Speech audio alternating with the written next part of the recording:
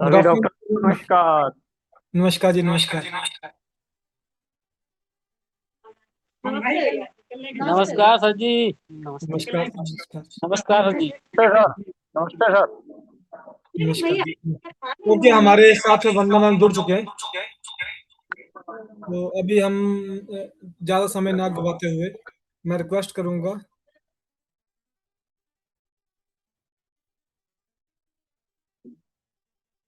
वंदना ma'am, आप इस समय मेन स्क्रीन पर हैं। मैं रिक्वेस्ट करूंगा कि आप आज के सेशन को हमारे स्टार्ट करें। Thank you ma'am.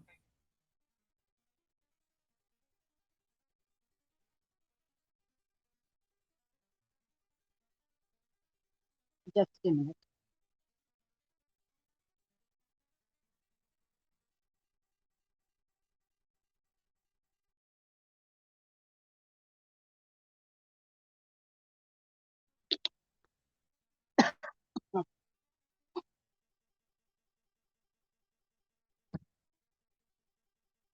हम लोग बात कर रहे थे गायनी सेक्शन में मेल रिप्रोडक्टिव ऑर्गन्स की, जिसमें हमने लगभग आपका सभी कंप्लीट किए हैं।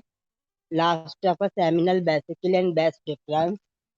तो सेमिनल वेसिकल में हमने सेमिनल सिस्ट एंड वेसिकुलाइटिस की बात की थी। आज हम बेस्ट डिफरेंस की बात करेंगे एंड फंक्शनल डिजीज की बात करेंगे। बेस्ट डिफरेंस एक आपका मेल रिप्रोडक्टिव सिस्टम का महत्वपूर्ण डक्ट है, जो कि आपका बहुत मजबूत मस्कुलर ट्यूबर होती है, जो टेस्टिस में बनने वाले स्पर्म को एपिडिडाइमिस से यूरेथ्रा तक लेकर जाती है, उसको रास्ता देती है। एपिडिडाइमिस से वेस्ट डिफरेंस और वेस्ट डिफरेंस से इजैकुलेटिव डक्ट तक, और डक्ट के बाद यूरेथ्रा में। ये इसका एक प्रोसेस होता है, कहाँ से कहाँ तक वेस्ट डिफरेंस लेकर जाती है स्पर्म को। इसका मेन कार्य है ट्रांसपोर्ट ऑफ स्पर्म। इजैकुलेशन के समय स्पर्म को आगे धकेलने का काम करती है। लंबाई इसकी लगभग 30 से 45 सेंटीमीटर होती है। संरचना अगर बेस्ट डिफरेंस की देख, संरचना में इसकी 3 लेयर होती हैं: mucosa, muscular layer and adventitia. Muscular जो लेयर म्यूकोसा जो होती है वो इनर परत कहलाती है, जो स्पर्म को गुजरने के लिए रास्ता बनाती है। जो मस्कुलर लेयर होती है, इन मांसपेशी बननी होती है, स्पर्म को आगे बढ़ाने का काम करती है। और जो आउटर लेयर एडवेंसिया होता है, वो बेस्ट डिफरेंस के आसपास के जो टिश्यूज होते हैं उससे जोड़ने का काम करती है। मस्कुलर लेयर इनर लॉन्ग जो मिडिल लेयर है मस्कुलर लेयर, ये 3 पार्टों में होती है। इनर लॉन्गिट्यूडनल कहलाती है, मिडिल सर्कुलेटरी कहलाती है एंड आउटर लॉन्गिट्यूडनल मसल कहलाती है। इसका मेन फंक्शन है कॉन्ट्रैक्शन करना। कॉन्ट्रैक्शन से इजैकुलेशन के समय स्पर्म को आगे बढ़ने देना। पार्ट्स ऑफ बेस्ट डिफरेंस। बेस्ट डिफरेंस के जो है आपको 4 भागों में डिवाइड किया हुआ है। पहला कहलाता है स्क्रोटल पार्ट। एपिडिडाइमिस से शुरू होता है, स्क्रोटम के अंदर रहता है और स्पर्मेटिक कॉर्ड के साथ ऊपर की ओर जाता है। इंग्विनल पार्ट जो होता है वो आपका इंग्विनल कैलान के अंदर से गुजरता है और स्क्रोटम से एब्डोमेन की ओर जाता है। जो पेल्विक पार्ट है वो एब्डोमेन में पहुंचने के बाद पेल्विक कैविटी में आगे बढ़ता है और यहाँ पर यूरिनरी ब्लैडर के पीछे से गुजरता है। फोर्थ, एम्पुला ऑफ बेस्ट डिफरेंस। बेस्ट डिफरेंस का जो अंतिम चौड़ा भाग होता है उसको एम्पुला कहा जाता है, और यहाँ पर स्पर्म कुछ समय के लिए रुक सकता है। और इसके बाद यह सेमिनल वेसिकल से मिलकर इजैकुलेटरी डक्ट में जाता है।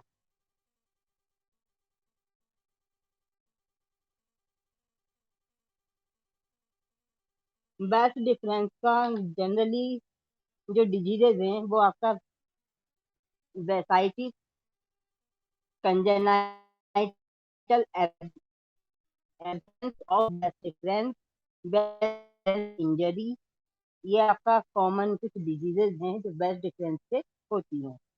तो पहले थोड़ा सा हम चर्चा करेंगे वेसाइटिस पर। ये एक तरह से वेस्ट डिफरेंस में इंफ्लामेशन, सूजन होने को कहा जाता है। कारण एंड इपिडिडाइमिस से आपका इन्फेक्शन फैलता है। लक्षण स्क्रोटम या groin pain, inflammation, fever, pain in urine, urine pass out करने में भी पेन आपको दिखाई देगा। Congenital absence of vas deferens, या तो ये जन्मजात भी हो सकता है कि वेस्ट डिफरेंस ऑर्गन डेवलप ही ना हो। ऐसी स्थिति में जो रिजल्ट आएंगे वो आएंगे आपका स्पर्म बाहर नहीं निकल पाते हैं, मेल इनफर्टिलिटी के चांस ज्यादा रहेंगे, अक्सर सिस्टिक फिब्रोसिस से भी जुड़ी होती है। वेस्ट डिफरेंस इंजरी, यहाँ पर किसी सर्जरी के कारण जैसे हर्निया या स्क्रोटल ट्रामा के कारण हो सकता है ऐसा, जो आपका वेस्ट डिफरेंस इंजरी के कारण आपको दिखाई देगा। सिम्टम्स, यहाँ पर जो लक्षण आपको दिखाई देंगे, स्क्रोटम के जो पास का भाग होता है वो भारी होगा या पेन आपको दिखाई देगा। स्क्रोटम पर आपके स्वेलिंग हो सकती है। टेस्टिस और स्पर्मेटिक कॉर्ड में इन्फ्लामेशन होगा। टेंडरनेस आपको दिखाई देगी, खिंचाव, तनाव आपको दिखाई देगा। और यदि आपने वहां पर टच किया, उस जगह को छूने पर दर्द दिखाई देगा या संवेदनशीलता बढ़ जाती है। फीवर की स्थिति यदि है तो इन्फेक्शन हो सकता है और वेसाइटिस कहा जाता है ऐसी स्थिति में। पेन ड्यूरिंग इजैकुलेशन, जिस समय सेक्स ड्राइव कर रहा होगा पेशेंट, उस समय पर डिस्कम्फर्ट फील करेगा, सीमेन निकलते समय दर्द होगा। इनफर्टिलिटी दिखाई देगी। वेस्ट डिफरेंस में ब्लॉकेज हो जाए तो आपको इनफर्टिलिटी के ऐसे कैंडिडेट में चांस ज्यादा दिखाई देंगे। और यदि स्पर्म नहीं पहुंच पाता है तो बांझपन हो सकता है। लंप इन स्क्रोटम, कभी कभी गांठ वगैरह कोई बन सकती है यहाँ पर, तो स्पर्म ग्रेन्युलोमा कहलाता है।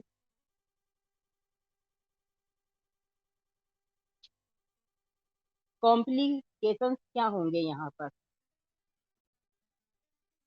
इनफर्टिलिटी, जैसे अभी ब्लॉकेज के कारण या जन्मजात एब्सेंस होगा, स्पर्म वहां पर नहीं पहुंच पाता है तो इनफर्टिलिटी होगी।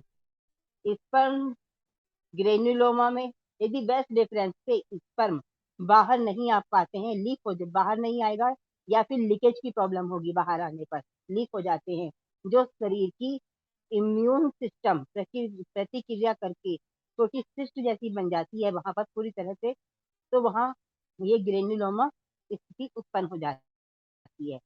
क्रॉनिक स्क्रोटल पेन, लंबे समय से पुराना, जैसे बीच बीच में सही हो सकता है, फिर बार बार अगर स्थिति ऐसी बनती है जो क्रॉनिक कंडीशन में चला जाए, किसी इंजरी के कारण, सर्जरी के कारण हो सकता है, और लंबे समय तक स्क्रोटम में अगर पेन बना रहता है तब भी ये स्थिति उत्पन्न हो सकती है।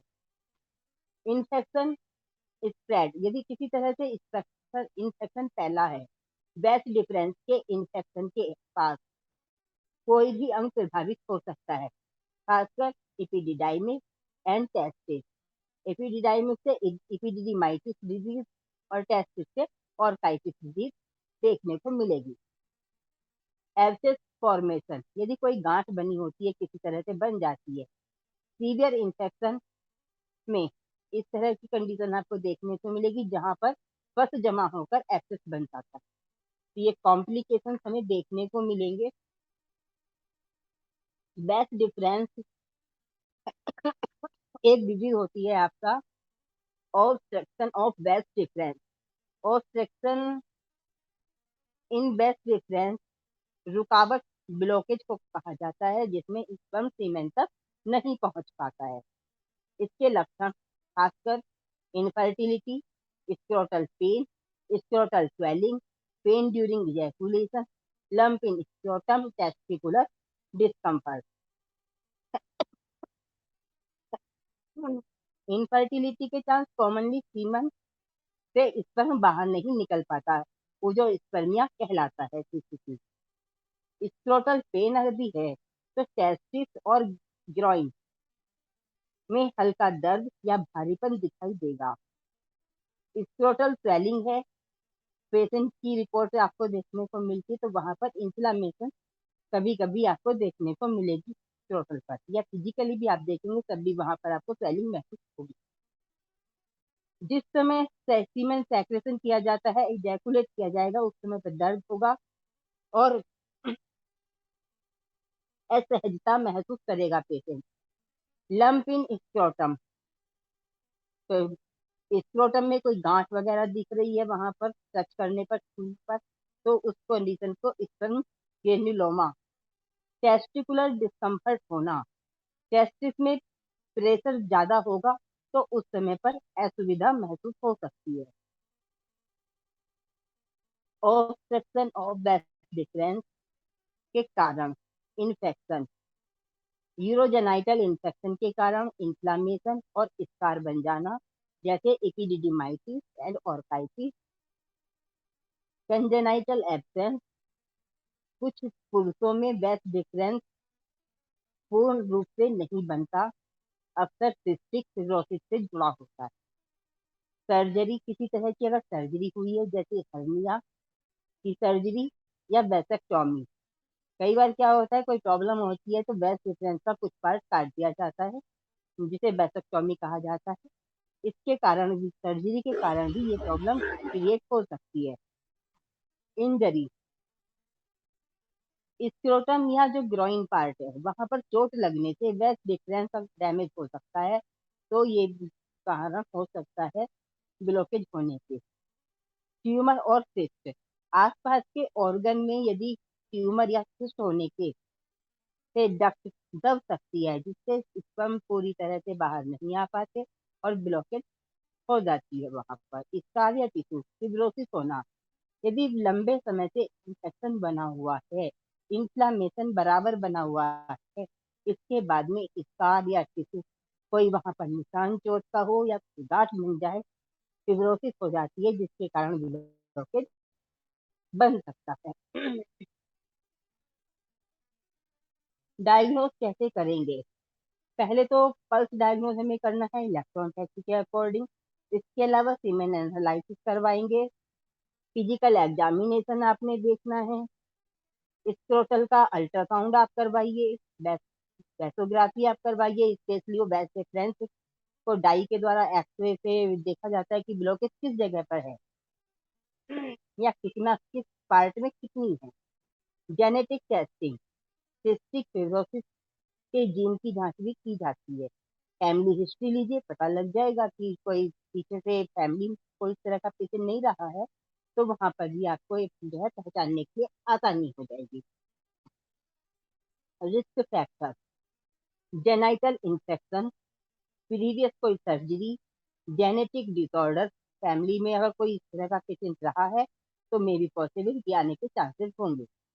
किसी तरह की आपका रिप्रोडक्टिव ऑर्गन्स में कोई चोट लगने के कारण, ट्रामा होने के कारण भी ऐसा हो सकता है। क्रोनिक इन्फ्लामेशन, लंबे समय तक इन्फ्लेमेशन से फिब्रोसिस डक्ट बंद हो सकती है।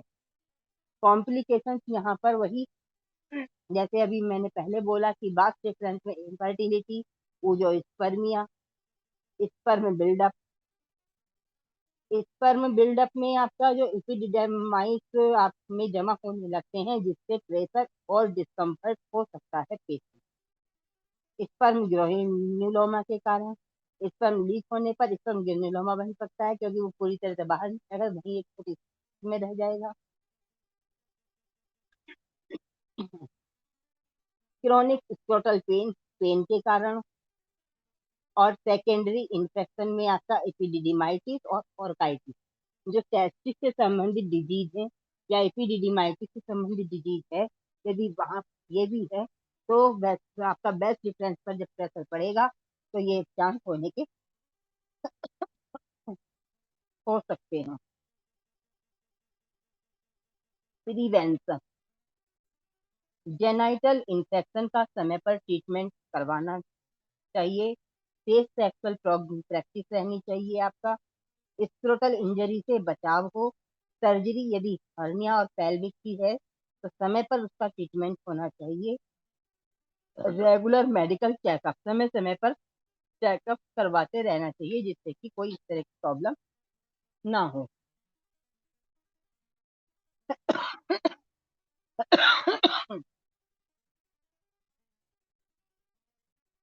ये हमारा बर्थ डिफरेंस से संबंधित हमारी डिजीजेस थी। फंक्शनल डिजीज की हम बात करेंगे। आपका फंक्शनल डिजीज में आती है आपका ED and PE.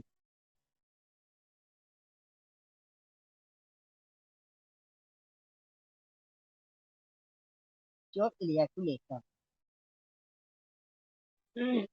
Premature ejaculation में पुरुषों में होने वाली एक जनरल प्यूबर्टी के समय पे यौनावस्था की प्रॉब्लम है, जिसमें सीमेन या बीजे बहुत जल्दी निकल जाता है।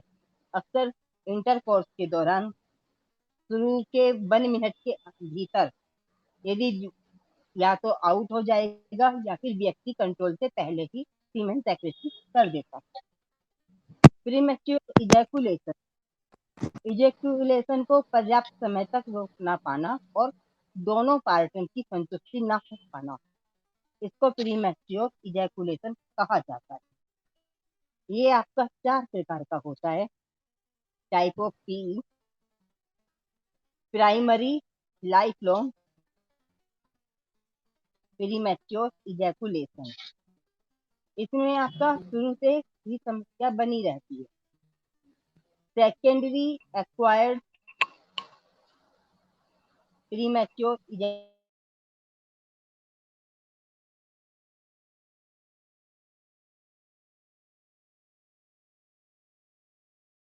मान लीजिए कि कोई स्टार्टिंग से उसको कोई प्रॉब्लम नहीं है और वो इंटरकोर्स अपना या सेक्सुअल एक्टिविटी आराम से कर रहा है, लेकिन बीच में हो सकता है कि उसके साथ sexual activity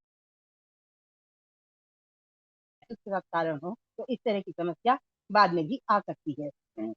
natural variable premature ejaculation, जल्दी और सामान्य यह रोग नहीं माना जाता। Number 4, premature life ejaculatory dysfunction, ये बहुत जल्दी ऐसा लगता है पेशेंट को कि बहुत जल्दी हो गया, लेकिन उसका जो वास्तव में समय है वो सामान्य ही रहता है इस कंडीशन में। कॉजेज, कारण क्या होता है? स्ट्रेस या एंजाइटी, मानसिक तनाव लेना, बहुत ज्यादा एक्साइट होना, हार्मोन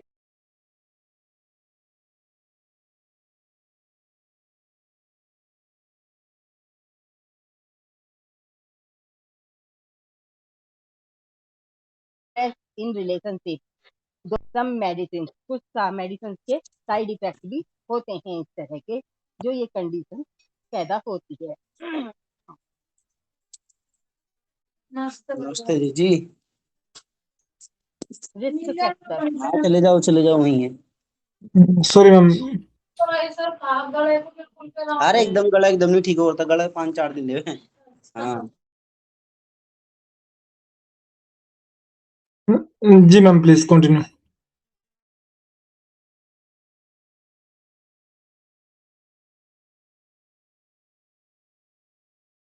शराब या किसी तरह का नशा करना, ये भी डिपेंड करता है। जब बहुत ज्यादा अल्कोहल किसी तरह का नशे का सेवन किया जाता है तो सेक्सुअल एक्टिविटी हार्मोन जो है डिसबैलेंस होते हैं या हार्मोनल वो चीज नहीं हो पाती, सेक्सुअल एक्टिविटी में ज्यादा एक्टिव रहें। पुरुष प्रजनन अंगों की कोई भी डिजीज, ये भी डिपेंड करती है। सिम्टम्स, इंटरकोर्स, 1 मिनट के अंदर इजैकुलेशन हो रहा है इंटरकोर्स के दौरान संभोग के समय पर, तो आपकी ये कंडीशन प्री मैच्योर इजैकुलेशन कहलाती है। इजैकुलेशन पर कंट्रोल ना होना, सेक्स से असंतुष्टि, यदि जल्दी से सीमेन सेक्रेशन कर दिया जाता है, इजैकुलेट हो जाता है, लेकिन आपका अपना जो मेंटल हेल्थ है वो उसमें आपको संतुष्टि नहीं मिलती है, तो तब भी प्री मैच्योर इजैकुलेशन हो सकता है। तनाव या इस तरह का कंडीशन अगर जल्दी जल्दी पेशेंट के साथ में होता है तो वो इस चीज से भी स्ट्रेस ले लेता है और अपने आप में हीन भावना सर्व महसूस करता है कि बहुत जल्दी ऐसा हो चुका। Complication, stress in relationship, male female दोनों में, दोनों पार्टनर के बीच अगर रिलेशनशिप अच्छा है, एक दूसरे को समझते हैं, तो ये समस्या उत्पन्न कम होगी। यदि नहीं समझते हैं तो रिलेशनशिप के दौरान ये तनावपूर्ण स्थिति बन जाती है। सेल्फ कॉन्फिडेंस, आत्मविश्वास का कम होना, यौन संतुष्टि की कमी, सेक्सुअल डिस्कम्फर्ट होना, मानसिक तनाव, एंजाइटी एंड डिप्रेशन, ये भी आपका प्रीमैच्योर इजैकुलेशन को बढ़ावा देते हैं। इसको समझने के लिए अगर हम इसकी पैथोफिजियोलॉजी में जाएं, कहा जाता है कि रोग कैसे होता है, तो उसमें यहाँ पर मेन कारण है स्क्रोटम इन सॉरी सीरोटोनिन इम्बैलेंस होना। सीरोटोनिन कोई हार्मोन नहीं है, कभी कभी हार्मोन की तरह क्रिया करता है। ये एक केमिकल है जो आपका न्यूरोट्रांसमीटर कहलाता है, इजैकुलेशन को कंट्रोल करता है। सीरोटोनिन कम होने पर इजैकुलेशन जल्दी हो सकता है। Number 2, penile hyper sensitivity, penis की नसें ज्यादा संवेदनशील होने से इजैकुलेशन जल्दी हो जाता है। Psychological factor, anxiety, stress, depression, ये 3 फैक्टर हैं जो आपके साइकोलॉजिकल इफेक्ट दिखाते हैं। अदर डिजीजेज जैसे इरेक्टाइल डिस्फंक्शन होना, प्रोस्टेटाइटिस होना एंड थायराइड हार्मोन इम्बैलेंस होना, ये इस चीज को बढ़ावा देते हैं। इजैकुलेशन रिफ्लेक्स 2 चरणों में होता है, emission phase and expulsion phase. Semen urethra में आएगा, इस कंडीशन को कहा जाएगा emission phase. Expulsion phase, semen बाहर निकलता है जिसके अंदर। इन दोनों को nervous system and pelvic muscle control करती हैं। डाइट कैसी होनी चाहिए? बैलेंस डाइट होनी चाहिए, प्रोटीन रिच डाइट होनी चाहिए आपकी, जैसे आपका ड्राई फ्रूट में आलमंड, एग आप खिलाएंगे।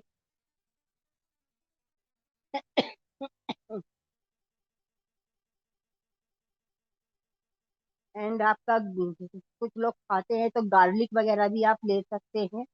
स्पिनच, पालक, आयरन रिच चीजें खानी है जिससे आपकी ये समस्याएं कम हो।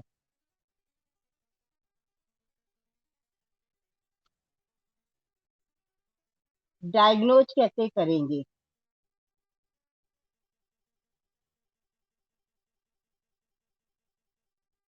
इलेक्ट्रोहोम्योपैथी के अकॉर्डिंग सबसे पहले हमें पेशेंट को टेम्परामेंटल एंड पल्स डायग्नोज, ये फर्स्टली आपने चेकअप करना ही करना।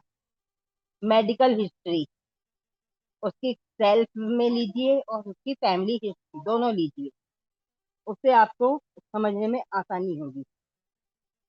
फिजिकल एग्जामिनेशन, इसमें आपने देखना है penis, testis and prostate gland की पोजीशन क्या है उस समय पर। हार्मोनल जांच आप करवा सकते हैं, testosterone hormone and thyroid diabetes का टेस्ट आप लेंगे। एक टेस्ट होता है आपका इंट्रोवेजाइनल इजैकुलेटरी लेटेंसी, ये अपने पेशेंट से आप पूछ सकते हैं कि पेनिट्रेशन टू इजैकुलेशन टाइम पता लगना चाहिए कि कितना है। यदि कम है तो उसको उस तरह से ट्रीट करें, और सही है तो ठीक है।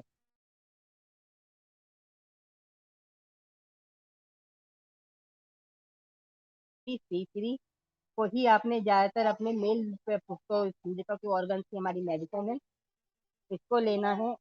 एंड पॉइंट नंबर 20 एंड 22, ये आपने इसमें अप्लाई करने हैं। इलेक्ट्रिसिटी पॉइंट है, न्यूट्रल पॉइंट कहलाते हैं ये, इसमें आपने WE को अप्लाई करवाना है पेशेंट का।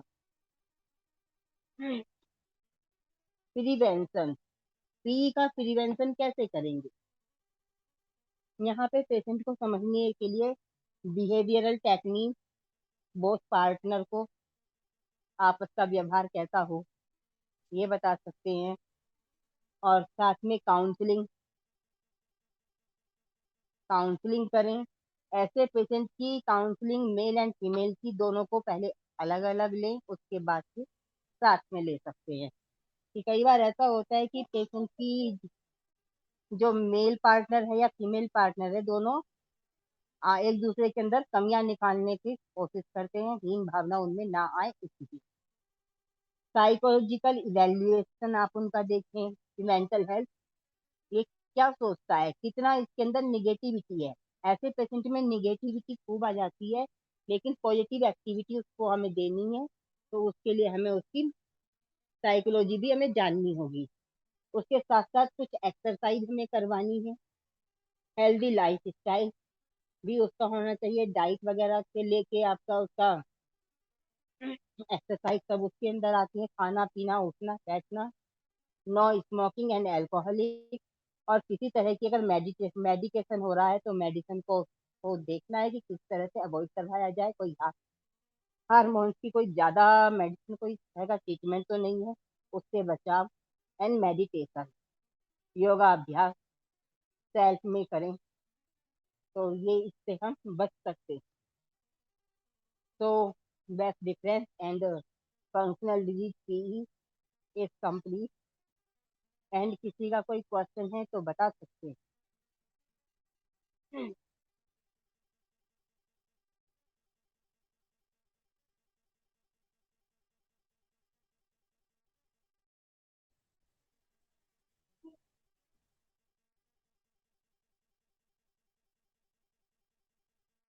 किसी को कुछ समझ में ना आया हो तो बता सकते हैं। हेलो मैम, नमस्ते मैम। बोरिंग सब्जेक्ट लग रहा है नेक्स्ट तो दिन नींद आने लगी है। नहीं मैम, नेक्स्ट दिन एक दिन फिर मैम इस क्लास को कर दीजिएगा मैम। जी बताइए। नेक्स्ट दिन मैम फिर इस क्लास को एक दिन कर दीजिएगा। आज अच्छा समझ में किस नहीं आया है। मैम किसी इनका टॉपिक को? कहना है कि एक बार इस क्लास को फिर से रिपीट कीजिएगा, आज नहीं पर मतलब फिर हाँ किसी दिन। ठीक है। हाँ किसी दिन हाँ जब बीच में। हो। हाँ जी ठीक है। जो पी अब इसमें दो चीजें हैं, एक तो आपका बेस्ट डिफरेंस का है या फिर पीई का, कौन सा टॉपिक आप चाहते हैं कि रिपीट हो? प्रिवेंशन को ही कर प्री दीजिएगा। मैच्योर इजैकुलेशन रिपीट हो? जी जी जी मैम। दोनों टॉपिक आप रिपीट जी चाहते हैं? मैम, हाँ ठीक है। प्रिवेंशन देखिए प्रिवेंशन बेस्ट ही कर डिफरेंस दीजिएगा। में मैं आपको अभी थोड़ा मैम प्री मैं मैच्योर। एक बार थोड़ा सा लेके ना, बाकी ये भी कह रहे हैं कि प्रिवेंशन को भी थोड़ा सा रिपीट करना है। मेन प्रिवेंशन के रिगार्डिंग थोड़ा या सा तो मैं इनका, समझ नहीं पा रहा हूँ सही से। मेन प्रिवेंशन के रिगार्डिंग है इनका, कोई इशू नहीं, वो मैं आपसे डिस्कस कर लूंगा। अच्छा हाँ, वो एक काम करेंगे, ये जो इसमें दोनों में ही चाहिए जी प्रिवेंशन देखिए सब में एक जैसी ही होती है, लेकिन चाह रहे हैं तो प्रिवेंशन को हम फिर से जी बिल्कुल। पूरा टॉपिक एक लास्ट में ले लेंगे, याद रखेंगे। जी मैम जी। Good afternoon ma'am. जी गुड मॉर्निंग जी। नमस्कार। अच्छा, ट्रीटमेंट के बारे में बताए ना कुछ। हाँ देखिए, ट्रीटमेंट प्री मैच्योर इजैकुलेशन हो, एनी टाइप ऑफ डिजीज जो जेनाइटल ऑर्गन से संबंधित है, सबका ट्रीटमेंट में कॉमन मेडिसिन है S3 सबऑर्डिनेट C3। सबऑर्डिनेट के मतलब है जो उसकी सपोर्टिव मेडिसिन है, टिश्यू रेमेडी है, तो वो आपका जी C3 है। उसके आगे जहाँ पे आपको लग रहा है, तो जो हमारी guide to clinical practice book है उसी से आपने फॉलो करना है। जी कॉमन जी ठीक मेडिसिन है। मैंने आपको बताई है, उसके अलावा जो भी उसके अंदर दिया है वो आपने करना है। और खासकर इलेक्ट्रिसिटी पॉइंट को हम इसमें बता रहे हैं, तो पॉइंट नंबर 20 जो आपका सैक्रल कहलाता है और 22 पेरिनियम कहलाता है, ये लगभग आपके सभी डिजीज में आपको मेडिसिन को लगवाना है, WE को। जी जी ठीक है ma'am. Thank you ma'am. Okay.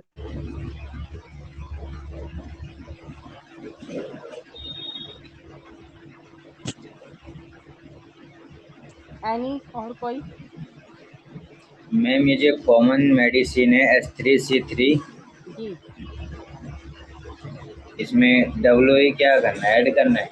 WE को आपने, मैंने बोला कि जो हमारे पॉइंट है, इलेक्ट्रिसिटी पॉइंट है, पॉइंट नंबर 20 और 22, तो जो आपके पास कंपनी से WE पहुंचती है उसको वैसे का वैसा वहां पे लगवाना है, D3 फॉर्म में ही, डाइल्यूशन नहीं बनाना है। ये पीने के लिए आप जब बुक में आप फॉर्मूला पूरा देखेंगे, वहां अगर ऐड है तो आपने ऐड करना, नहीं तो नहीं करना। हमने केवल लगाने के लिए बताई है यहाँ।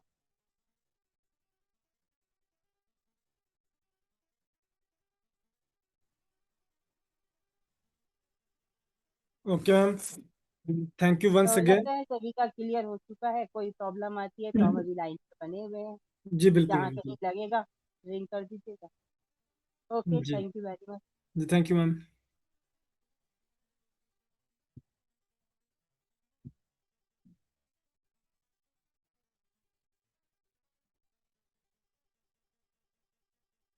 तो अभी इसके नोट्स जो हैं वो मैं आपको जैसे अवेलेबल होंगे हमें, मैं आपको नोट्स अवेलेबल करवा दूंगा। और जैसा कि आज का थोड़ा सा टॉपिक जो था वो लंबा भी था, तो एक बार उसमें हम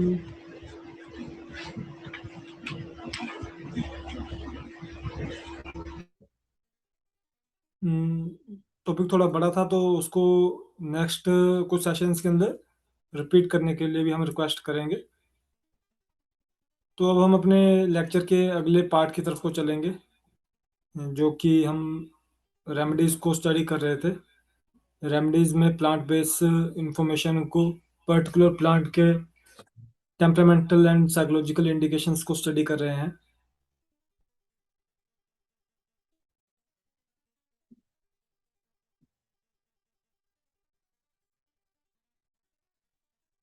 आज हमारा C4, आज हम स्टार्ट करेंगे C4 की यूनिक रेमेडी से। जैसा कि हम सब जानते हैं, C4 जो है वो हमारी bone base muscle, mainly bone based remedy है। तो उसमें जो उसका जो यूनिक प्लांट है वो सिम्फेटम ऑफिसनेल, जिसका कॉमन नेम है ब्लैक वॉट। मैं को इसके नाम को प्रोनाउंस करूंगा SYMPHYTUM, सिम्फेटम, OFFICINALE, सिम्फेटम ऑफिसनेल। ये इसका कॉमन नेम है, ये इसका नेम है। And black what, BLACK, black WORT what, ये इसका कॉमन नेम है। अब इसकी प्रॉपर्टीज की अगर बात करें हम, helping bones knit and repair after break, insect bites, bed sores, rheumatism and arthritis, sprain, torn ligament and bruises, treatment of bone disease, inflammation of bone, osteosis to cancer of bone or sarcomas. Then injury to bones, cartilages, tendons, and periosteum, fracture and wound repair, injury of orbit of eye, inflammation of inferior maxillary bones, and help with necrosis of bones, used for bone cartilages, connective tissue, and skin. Excellent source of vitamin B12. Cones, gunshot wounds, head injuries, contusion, fracture of skull, splinted bones, cranium wounds, tennis elbow, twisted or sprained ankles। ये इसके properties है। तो इसमें जो आपको सारी properties हमने discuss की, वो सारी की सारी बोन एंड मसल रिगार्डिंग की प्रॉपर्टीज हमें देखने को मिली, जो कि C4 के जो बेसिक प्रॉपर्टी है वो आपकी बोन से के रिगार्डिंग की प्रॉपर्टी है। अब अगर इसकी यूजेस की बात करें, तो ये सिर्फ और सिर्फ C4 के अंदर ही, ये प्लांट C4 के अंदर ही आपको देखने को मिलेगा। नेक्स्ट हमारा प्लांट है C5 का जो यूनिक प्लांट, फाइटोलैका डेकेंड्रा, PHYTOLACCA, फाइटोलैका डेकेंड्रा, DECANDRA डेकेंड्रा। इसका कॉमन नेम है पोक रूट, POKE पोक, RWT रूट। इसकी प्रॉपर्टीज में अब C5 हमारा बेसिकली S5 का काउंटर पार्ट है, और लिवर, स्किन के हमारे ग्लैंडुलर एंड एक्सोक्राइन जो सिस्टम है उसके लिए काफ़ी अच्छा वर्क करने वाला रेमेडी है। तो इसमें हमें देखने को मिलेगा इसकी प्रॉपर्टीज, यूनिक प्लांट की प्रॉपर्टीज से हमें देखने को मिलेगा कि इसकी क्या प्रॉपर्टीज हैं। Basically a glandular remedy whole system, especially on breast and glands of women in those of cancer constitution which are prone to become cancerous, affect affect fibrous osseous tissue, sheaths and fasciae of muscle, rheumatic affections, diphtheria with dryness, roughness and burning throat, follicular pharyngitis, chronic sore throat, swollen and tender gland of neck, mastitis, and tendency toward cracking of nipples caused by excessive accumulation of milk in nursing mothers, excessive hardness on nursing, pain goes from nipple to other part of body, the glands of neck become swollen and tender, a great soreness and bruised feeling of entire body associated with intense prostration, high fever, and rapid pulse. Threatened suppression of breast, the mammon become hot, painful, and swollen. Glandular swelling with the heat and inflammation, syphilitic skeletal pains, chronic rheumatism, decreased weight, painful induration of testicles and orchitis, mastitis, meme hard and sensitive, tumor of breast with enlarged axillary gland, cancer of breast with purple hue breast abscesses,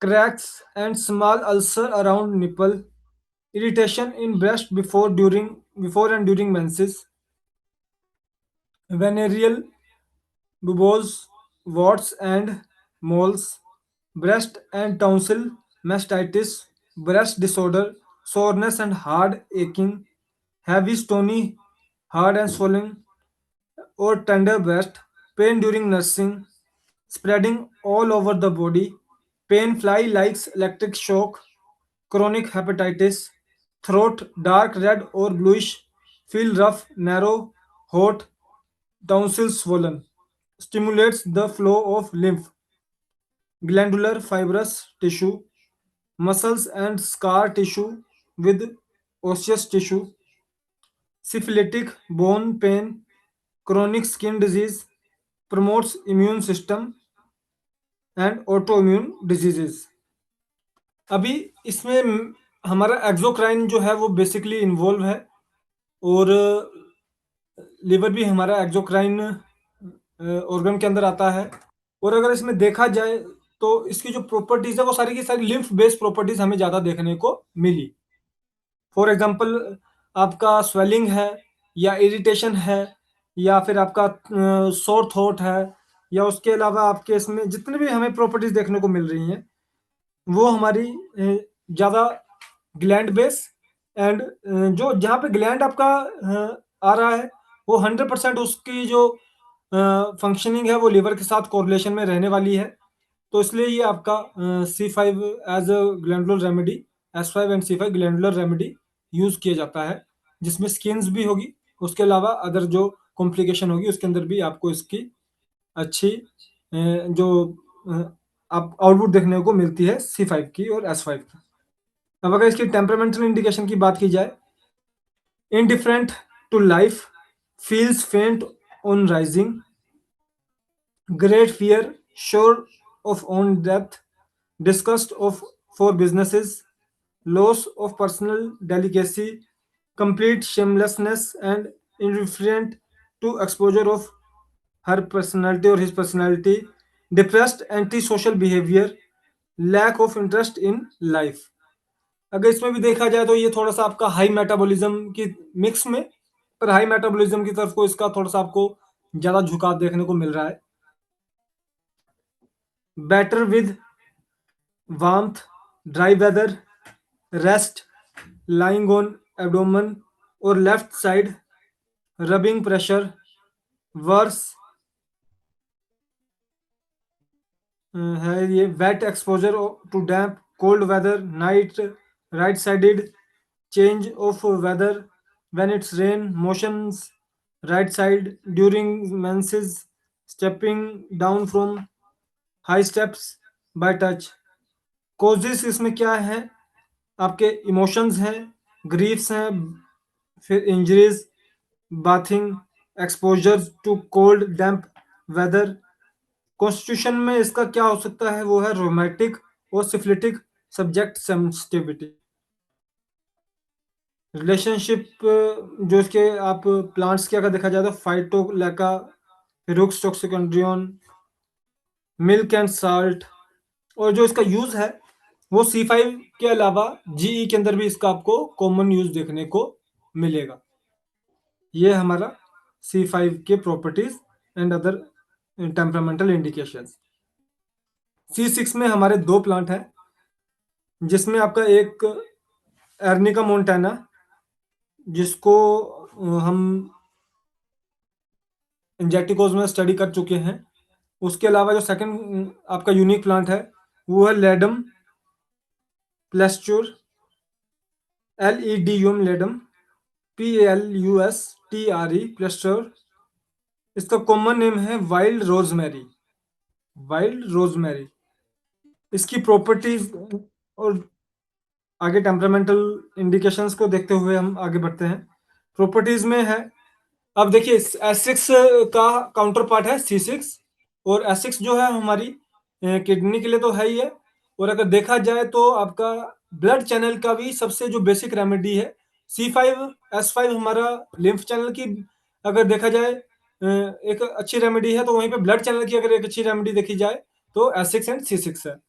तो इसमें हम इसको आगे पढ़ेंगे। Known as rheumatic remedy, gouty nodosities, arthritic fever और exposure to cold, punctured wounds and injuries, first aid remedy, leaving long lasting declarations, functional pains to alter secretion and deposit of solid earthly matter in tissues, pain start from feet and travels upward, effects on fibrous tissues of joint, especially small ones, ankles, tendons, heel and skin, rheumatic diastasis and constitution abused by alcohol, general lack of body heat, chilly and thirsty, much uric acid and sand in urine, rheumatism begin in feet, travel upward, complaints of people who are cold all the time, lack of vital heat, used for acute and chronic disease, left sided side of heart, injury, accident, shock, trauma, constitutional effects of wounds, backache, skin cancers and leukemia, so leukoderma।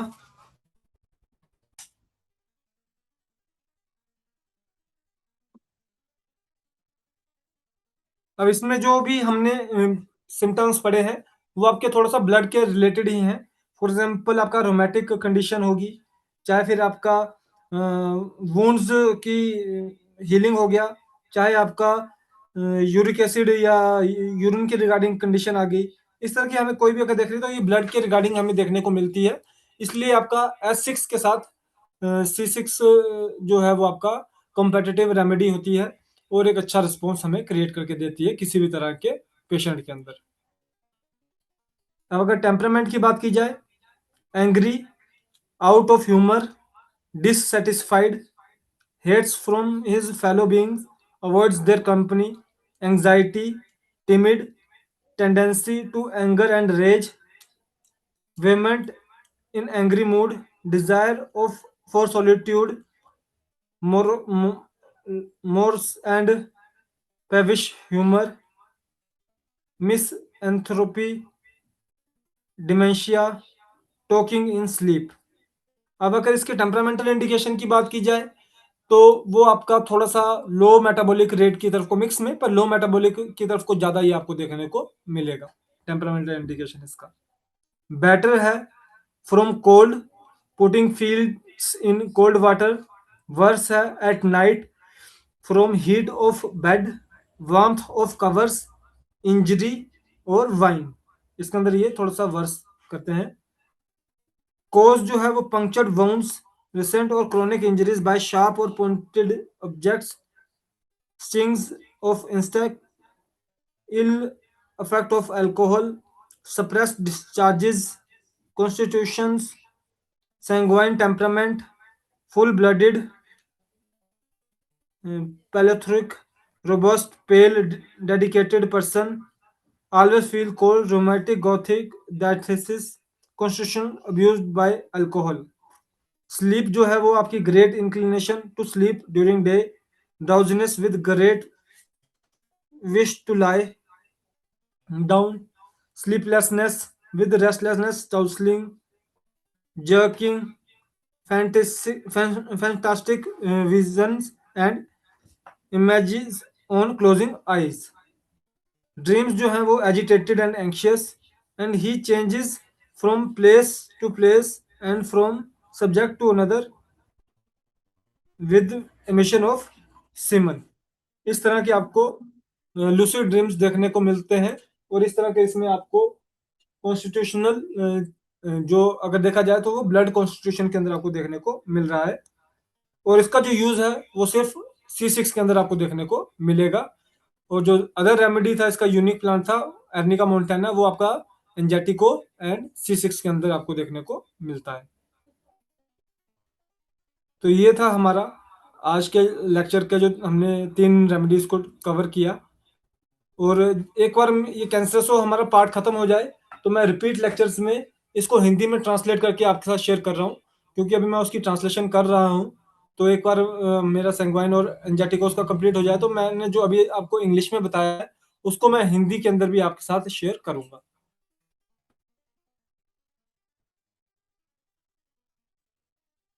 तो ये था हमारा आज के session का second part. Shubham ji अभी हमारे साथ नहीं जुड़ पाए हैं जी, वो मुझे लगता है कि कल या परसों में वो हमारे साथ जुड़ेंगे, क्योंकि उनका एक एग्जामिनेशन शेड्यूल चल रहा था। तो जैसे ही वो फ्री होंगे तो वो फिर जब हमारे साथ री ज्वाइन करेंगे। इसी के साथ मैं आपसे रिक्वेस्ट करूंगा, अगर किसी को कोई पेशेंट डिस्कशन है तो हम डिस्कस करें, और उसका फिर हम अपने सेशन को एंड की तरफ को लेके चलेंगे। Thank you. नमस्कार समन सर। जी नमस्कार जी। सर ये गाइड टू क्लिनिकल प्रैक्टिस मेरे पास बुक है 1 फरवरी 24 वाली। जी जी तो इसको मैं स्टडी करना स्टार्ट किया है जी। इसके अप्रॉक्स 85 पेजेस में पढ़ चुका हूँ। तो इसमें ना मुझे कुछ कंफ्यूजन्स आ रहे हैं, कुछ पॉइंट्स पे जी डाउट्स हैं, कंफ्यूजन है, ऐसे समझिए। तो वो उसके लिए थोड़ा टाइम आपका लूंगा मैं। वो कब आप मेरे को देना चाहेंगे? वो अलग से दे तो देना सर। आपने हमारे जो सेशन है उसको देखा है वैसे? कौन जो से गाइड सेशन के ये ऑनलाइन? जो गाइड के जो सेशन है, आप हमारे यूट्यूब चैनल पे जाएंगे, वहां पे हाँ एक जी। प्लेलिस्ट बनी हुई है, उसके अंदर हमने गाइड के सारे सेशंस को किया है। मैं आपको सजेस्ट करूंगा कि एक बार डिस्कस करने से पहले भी आप आपने हाँ क्या कहा, कहाँ तक पहुंचे आप? पेज नंबर 85 तक पहुंचा हूं मैं। ओके। आप अभी और मेरे को ना पेज नंबर 57 पे और 71 पे कुछ डाउट क्रिएट हुए हैं जो मुझे समझ नहीं आए। वो मेरे को 57 क्लैरिटी चाहिए थी। बाकी चीजें तो मेरे को समझ में आई हैं।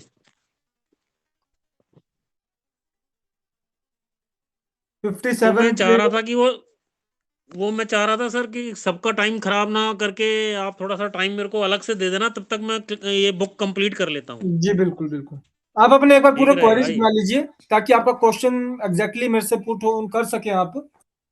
बिल्कुल तो सर, मैं नोट डाउन कर रहा हूँ वो। उसको हम सेशन में ही एक दिन करेंगे, तो उससे औरों अच्छा। को भी एक पॉजिटिव मिलता है ना। हाँ, बहुत बढ़िया रहेगा सर, ये मैं नोट डाउन कर रहा हूँ उसको। जी बिल्कुल। तो मैं ये बुक का पेज नंबर वाइज और मेरा जो डाउट होगा वो मैं आपको बता दूंगा फिर उस दिन। श्योर सर, श्योर, बिल्कुल। ठीक है सर, थैंक यू सर।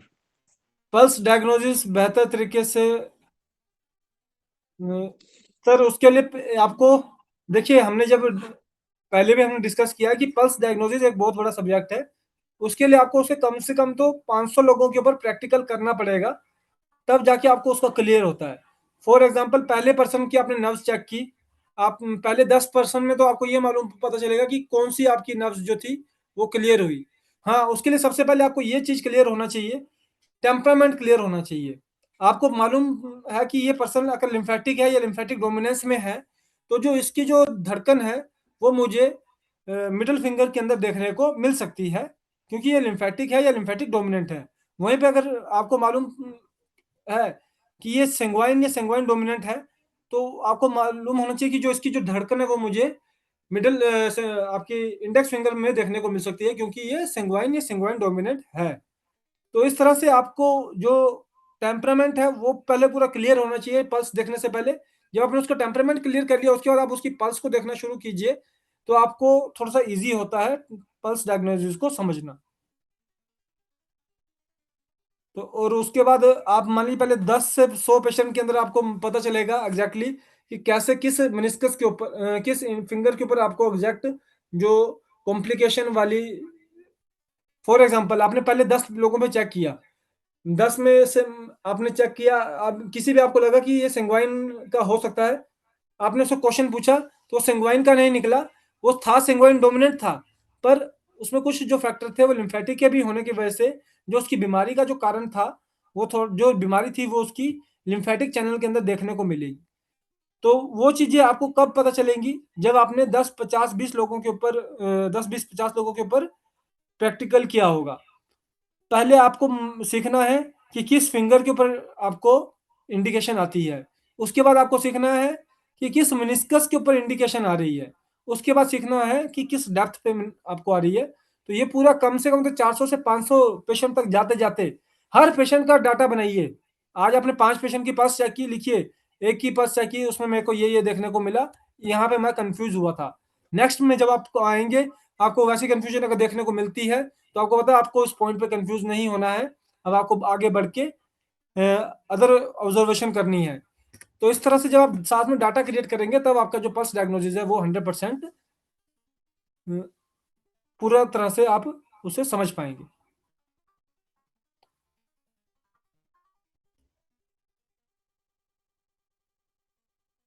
इसलिए सजेशन ये रहेगा कि पल्स डायग्नोसिस से पहले टेम्परामेंट डायग्नोसिस को अच्छे से समझें, और कम से कम तो आपको पेशेंट का टेम्परामेंट डायग्नोसिस अच्छे से बनाना आना चाहिए। Okay, Ramakrishna Agarwal sir, please.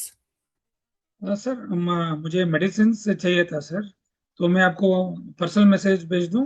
जी बिल्कुल सर। जी, thank you sir. Thank you.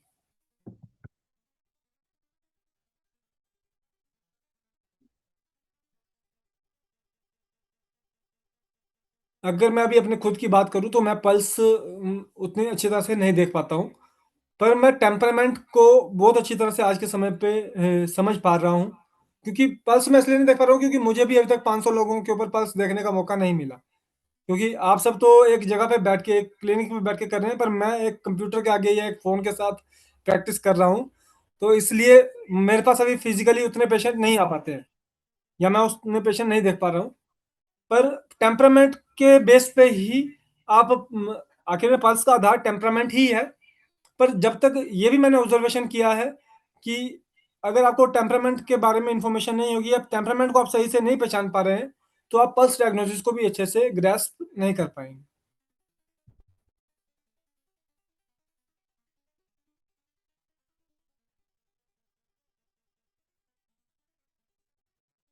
पर अभी तक मैंने कुछ जितने भी 20 40 50 लोगों की अगर पल्स देखी है, तो मेरी शुरू के 5 10 में थोड़ा सा मुझे कंफ्यूजन जरूर हुआ था, पर अभी मतलब मुझे इतना मालूम पड़ जाता कि ये किस फिंगर पे इसका जो अब आपका प्रभाव आ रहा है, और मेनिस्कस में भी थोड़ा थोड़ा मैं देख पाता हूँ, और उसको फिर मैं क्वेश्चन क्रॉस क्वेश्चनिंग करके मैं थोड़ा सा उसको कंफर्म कर लेता हूँ। तो इसी तरह से आपको भी पहले इन्हीं सारी चीज़ों को करते करते 500 पेशेंट का मतलब कम से कम 1 साल का समय अगर आपका सही से हो रहा है। और थैंक यू। आज मैं और एक चीज़ प्लीज़ अपने डिस्ट्रीब्यूटर को बोलें कि वो आपको ग्रोथ के लिए क्या आपको करना चाहिए, आपकी खुद की ग्रोथ के लिए आपको क्या करना चाहिए, तो वो आपको गाइड करें। अभी वहाँ हमारा एक प्रोग्राम होने वाला है, जो डिस्ट्रीब्यूटर मीटिंग होने वाली है, उसमें आने के बाद आपके डिस्ट्रीब्यूटर्स ही आप सबसे आस्क आउट कुछ क्वेश्चन आस्क आउट करेंगे, और जो कि आपकी ग्रोथ से रिगार्डिंग हो, ताकि अगले 2 से 3 साल के अंदर आप सभी लोग अपने आइकॉनिक हॉस्पिटल तक पहुँच सकें।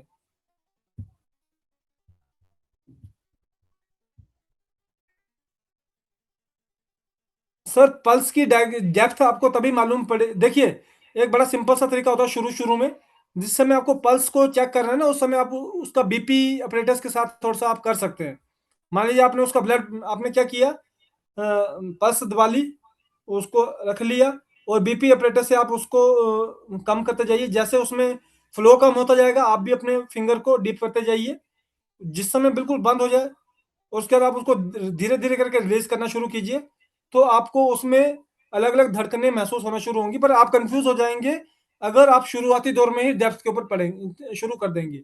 जब तक आपको खुद से फिंगर चेंज करके किस फिंगर पे आपको भाव आ रहा है, किस मिनिस्कस पे आपको भाव आ रहा है, वो चीज नहीं कर पाएंगे, तब तक आप डेप्थ को अंडरस्टैंड नहीं कर सकते। पहले आपको मिनिस्कस का भाव देखना जरूरी है। तो वो आप किसी भी, उसमें भी आपको उसी का सहारा लेना पड़ेगा। वो एक अच्छा, एक यूं समझ बोलूँ, एक चीट मेथड है। चीट मेथड की आप उसके सहारे से जल्दी से पल्स को अंडरस्टैंड कर सकते हैं, क्योंकि मेन जो है वो सारा ब्लड प्रेशर के ऊपर ही डिपेंड करता है। आप कितने प्रेशर से उसको दबा रहे हैं अच्छे से, और किसे कैसे आप उसको रिलीज कर रहे हैं। शुरुआती दौर में क्या होता है कि उसको रिलीज करने में कई बार हम सही से रिलीज नहीं कर पाते, तो इसलिए हमसे वो मिस हो जाती है चीजें। तो उस चीज को आप with help of BP apparatus आप उसको क्लैरिफाई कर सकते हैं। धीरे धीरे उसका प्रेशर रिलीज करते जाइए। आखिर में डायस्टोलिक सिस्टोलिक बीपी होता है ना, 2 बीपी होते हैं। उसी तरह से आपको 2 तरह के जो ऑब्जर्वेशन है वो देखने को मिलेंगे फिंगर्स के ऊपर ही।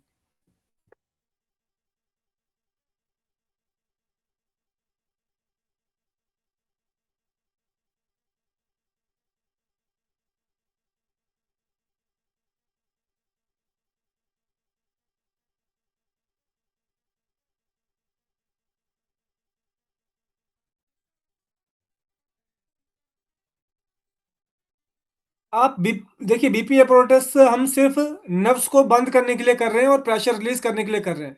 हमने बीपी नहीं देखना है उससे।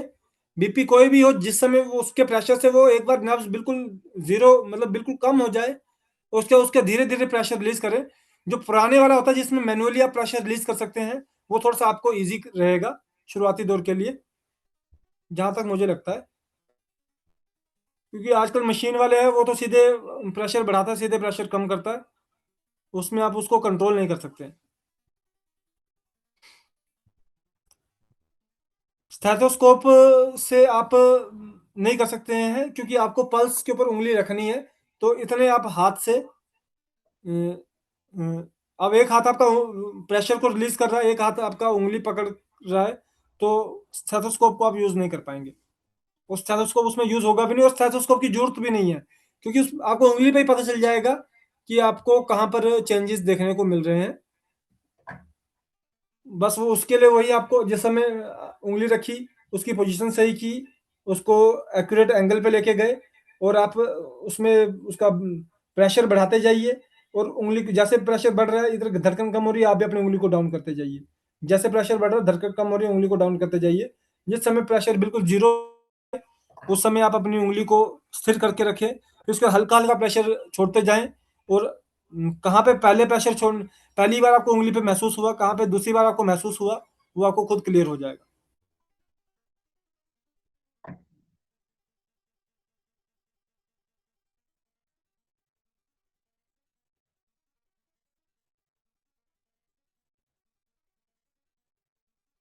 ओके, किन्हीं सर का कोई, हमारे किसी साहिबान का कोई पेशेंट डिस्कशन, डॉक्टर साहिबान का।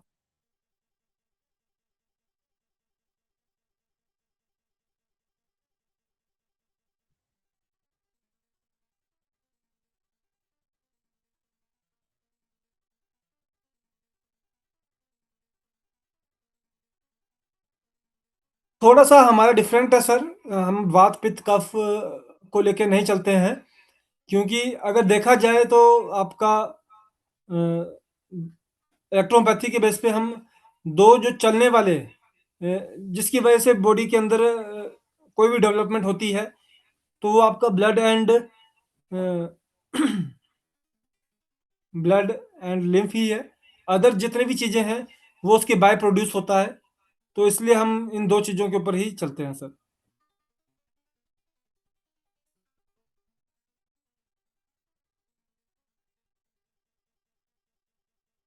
पल्स डायग्नोसिस के लिए अभी हमारा बहुत समय से एक हमारी कोशिश चल रही है। हम बुक लिखने की भी कोशिश कर रहे हैं, उसको लिखा जाता है। जब उसको फिर क्रॉस स्टडी करते हैं तो लगता है अब इसमें ये पॉइंट छूट गया, तो उसको फिर और अपडेट करने की कोशिश करते हैं। तो उस तरह से हमारा एक, क्योंकि एक बुक लिखना मुझे लगता है कि बहुत कोई आसान काम नहीं होता, तो उसकी वजह से हमारा जो पल्स डायग्नोसिस की जो बुक है वो काफ़ी समय ले रही है। और उसी के साथ हम आगे जो आपका हार्डवेयर प्लेटफॉर्म है कि कोई ऐसी मशीन को किया जाए। आज के समय पे आयुर्वेदा वालों के पास भी पल्स की मशीन आ चुकी है, तो इस तरह से कोई मशीन बेस्ड कुछ हम क्रिएट करें जो कि पल्स को आपको डायग्नोस करने में मदद कर सके। पर बुक का अभी हमारा काम चल रहा है, जो सेट ऑफ इंस्ट्रक्शन है। और बाद में आपका जब हमारा 5 डे प्रोग्राम होता है ना सर, उसके अंदर इतने पल्स को प्रैक्टिकल में समझा दिया जाता है पर्सन को, कि उसको इतना क्लियर हो जाता है कि पल्स उसको कैसे देखनी है और उसको क्या अपने माइंड में रखना है कि देखते समय।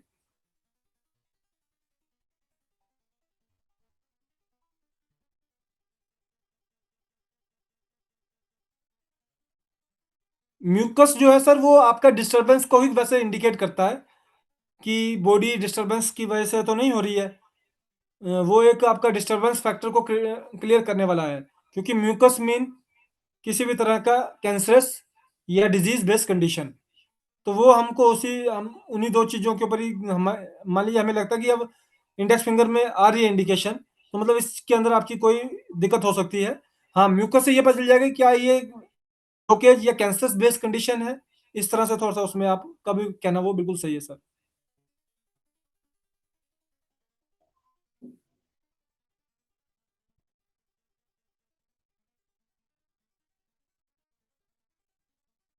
ब्लड प्रेशर एंड शुगर में पेशेंट का पहले तो आपको हिस्ट्री ही लेनी चाहिए कि पहले उसको क्या चीज़ थी, ब्लड प्रेशर हुआ या शुगर हुआ। कई बार ये दोनों,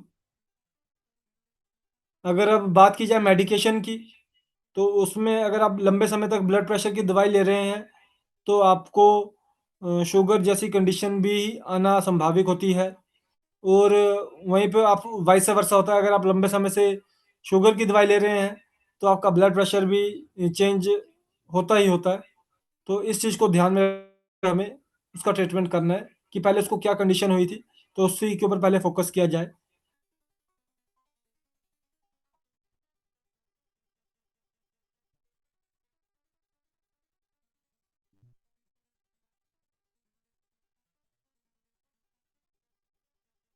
देन थैंक यू अलॉट। हम अपने आज के सेशन को यहीं पे ख़त्म करेंगे। और एक फंटान आणि सोने एक फंटान अरे दीदी दीदी कधीतरी म्हणत जा की डॉक्टर चंदन सर का क्वेश्चन है, सर प्लीज़ आप एक बार ना इसको पेशेंट का पूरी तरह से डिस्कस कीजिएगा और इसको आप मेरे को एक बार व्हाट्सएप शेयर कीजिए, तो उसके बाद हम इसको कर सकते हैं। थोड़ा सा उसमें क्या उसकी दिक्कत है, तो उसकी बेस पे हम आगे देख सकते हैं सर। पर अभी तक कहीं पे कई स्टडीज ऐसी हो चुकी हैं। डॉक्टर जरूर डराते हैं कि अगर आपके बॉडी में लंबे समय तक सिस्ट रह जाएगी, लंबे समय तक स्टोन रह जाएगा। पर इन इसी एलोपैथिक साइंस की स्टडी हो चुकी है जिसने ये प्रूफ किया है कि लंबे समय तक एक बीमारी के रहने की वजह से आपको कैंसर या ऐसी चीज़ नहीं हो सकती। कैंसर सेल फॉर्म होने के लिए ऑर्गन का डेथ एंड डिके होना जरूरी है। या ऑर्गन सिस्टम में डेथ एंड डीके होना जरूरी है। तो उसके बेस पे भी आपने जो रिपोर्ट शेयर करनी है उसमें उनका जो बेसिक रिपोर्ट्स हैं, kidney function test, liver function test हुआ है या अल्ट्रासाउंड हुआ है, और उसके अलावा अगर कैंसर की कोई रिपोर्ट हुई है तो वो मुझसे शेयर कर दीजिएगा। ओके देन, कल दोबारा से मिलते हैं। नमस्कार जी सर, जी जी नमस्कार सर। हाँ जी सर, सर, अभी ये एलोपैथिक साइंस का एक जीता जागता उदाहरण मेरे सामने है। जी मेरा गॉल ब्लैडर स्टोन का पेशेंट चल रहा था, उनको समझाया भी था कि स्टोन जो वो बढ़ेगी, जी भारी लगेगा, जी जी और उन्होंने आके 1 महीने बाद बताया भी। जी मगर जब 1.5 महीना हुआ तो उन्होंने अल्ट्रासाउंड करा लिया। जी अल्ट्रासाउंड कराया तो वो तो बढ़ा हुआ था ही, उसके साथ बिल्कुल। साथ वो बोले कि उसमें अल्ट्रासाउंड में आया कि इंग्वाइनल हर्निया हो गया है ओके, और डायबिटीज हो गई है। जी तो मैं बोला यार, तो मेडिसिन से तो होने का सवाल ही नहीं है। बिल्कुल। अब उन्होंने क्या है कि वहां जब कराया था तो उन्होंने बताया कि हम इस तरह से ट्रीटमेंट करा रहे हैं, तो होता ही है कि टेस्टिंग में ये जी हमारे डॉक्टर बत्रा जी हैं दिल्ली से, उन्होंने भी बताया था कि लाल पैथ लैब वालों ने खुद ये पूछ करके कि हम इतनी काउंटिंग दें इस पॉइंट पर, जी जी जी जिससे जिससे ट्रीटमेंट इसका हम चला सकें एक एक नई डिजीज दे करके। जी जी जी तो इस तरह से ये लोग करते हैं, और खासकर जब हमारे बारे में जानकारी आ जाती है कि ये बिना दवाई के, मतलब उसके दवाई के माध्यम से ही बिना ऑपरेशन के कर रहे हैं, तो वो लोग फिर ऐसी चाल खेलते हैं। बिल्कुल बिल्कुल। तो उनका उन्होंने फिर कई चलिए ठीक है, अब इसमें हम किसी को हम कोई दोष नहीं देंगे। जिस दिन तक नहीं उनसे हमारे कोई हाँ, मैंने एक मैंने उनसे अभी अभी व्हाट्सएप से बोला है, वो उन्होंने बात वैसे तो नहीं की, फोन नहीं उठाया, किस कारण देखिए, से नहीं उठाया। मैंने व्हाट्सएप से लिखा है, मैंने आप वो रिपोर्ट जो अभी कराई है ना, आप उसे हमें भेजिए, जी हम इसमें फिर विचार विमर्श करेंगे। बिल्कुल। और सबसे बड़ी बात है, देखिए, ऐसा तो है नहीं कि सिर्फ हम ही लोग क्लेम करते हैं कि बिना ऑपरेशन के इलाज हो सकता है ना। आयुर्वेदा वाले भी नहीं क्लेम हाँ करते हैं, होम्योपैथी वाले भी हाँ क्लेम करते हैं। तो जी वो सिर्फ एलोपैथी का ही एक साथ देना उनकी मजबूरी है, क्योंकि उन्हीं की वजह से हाँ उनके काम धंधे चलते हैं। आयुर्वेदा वाले हाँ नब्ज आयुर्वेदा और होम्योपैथी वाले नब्ज देख के बता देते हैं जी कि क्या करना चाहिए क्या नहीं करना चाहिए, तो हाँ उनकी तो लैब का हाँ धंधा चौपट हो जाएगा। हाँ इसलिए तो एलोपैथी और वो एक ही हाँ रूप है उनका, तो चोर चोर मुसेरे हाँ भाई, अगर देखा जाए तो। वही चीज। जी, तो फिर इसलिए उनको हम कुछ बोल नहीं सकते। अब ये भी हमारी भी मजबूरी जी है, पेशेंट को थोड़ा सा कन्विंस करने के लिए ये रिपोर्ट्स करवाना जरूरी होता है, तो अदरवाइज ये इससे हाँ, जी इससे एक चीज और निकल के सामने आई डॉक्टर साहब, कि हमें रिपोर्ट स्पेशली कराना चाहिए, जिससे हमें हर रिपोर्ट का जानकारी हो, और नेक्स्ट में अगर वो हमें ब्लेम करे या नई रिपोर्ट लेके आए, तो हम कह सकते हैं हमारे स्टार्टिंग में ये था। बिल्कुल बिल्कुल। अब वही ऐसे बात कैसे ना हो कि सकता है। आप उसी रिपोर्ट को थोड़ा सा उस लैब की जगह किसी और लैब पे करवा लीजिए। जी जी, और लैब जो रिपोर्ट, उसको हमेशा पेशेंट को यही बोलना चाहिए कि भाई इस बार की रिपोर्ट अगर तू यहाँ से करवा के लाया, अगली बार तू रिपोर्ट किसी और लैब से करवा के लाना, सेम लैब से रिपोर्ट मत करवाना। जी जी ठीक है डॉक्टर साहब, थैंक यू सर। जी, थैंक यू। तो चलिए, इसी के साथ हम अपने आज के सेशन को एंड करेंगे। जुड़ने के लिए बहुत बहुत धन्यवाद। तब तक के लिए जय इलेक्ट्रोपैथी, जय काउंट सीजरमेटी। थैंक यू, जय electropathy. Thank you sir. Thank you sir, thank you. Thank you sir.